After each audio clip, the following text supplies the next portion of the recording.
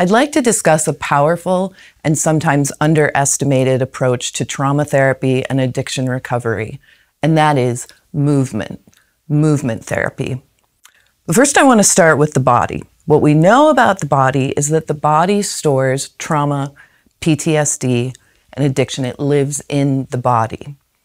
Now, when we're feeling dis-ease, when we're feeling tension in the body, that sends a message to our limbic brain that we're not okay, which leaves us in a state of fight, flight, or freeze, which then sends a message back to the nervous system that we're not okay. And what we know about the human body is that the body and the mind are interconnected. So what we're feeling, we're thinking. What we're thinking, we're feeling. We're not okay. So, a couple of examples of movement. For someone, perhaps, who's been feeling very, very rigid, and hey, it may feel safe. It's the both and. It may be creating a sense of safety, and it's also squashing your life force.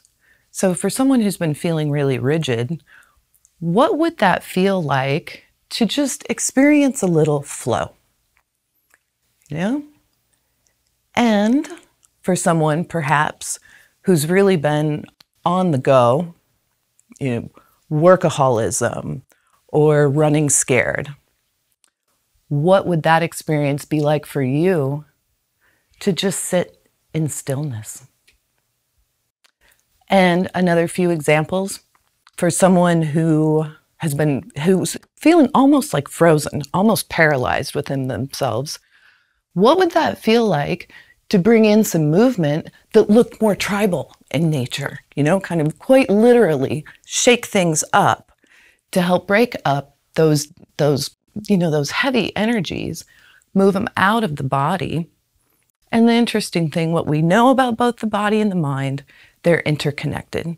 So perhaps we're reverse engineering. We start with the body, get out of the stories.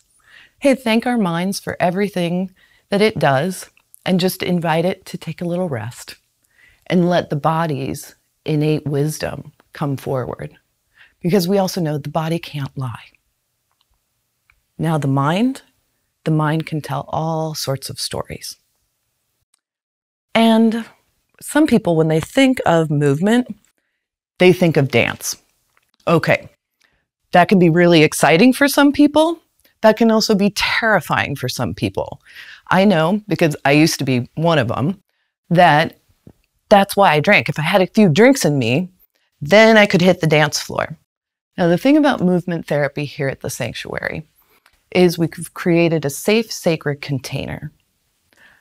You're also working within a community of people that have also committed 30 days plus days to their healing journey. We also subscribe to this medicine at the sanctuary. And by incorporating the expressive arts, we allow our clients, we allow you, in conjunction with more traditional talk therapies, to get out of the left brain. The speech function is in the left brain. This is logic. The arts, now that function resides in the right hemisphere of the brain.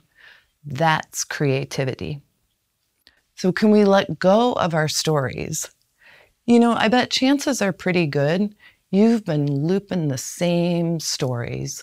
And that's just our mind. That's just our mind trying to figure out what's wrong. Perhaps there's nothing wrong.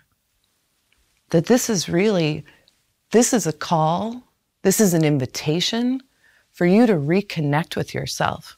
Perhaps this is even an initiation. Perhaps you're in the midst of an initiation and you'd never thought of it that way. This is why we sprinkle very intentionally the expressive arts throughout our program.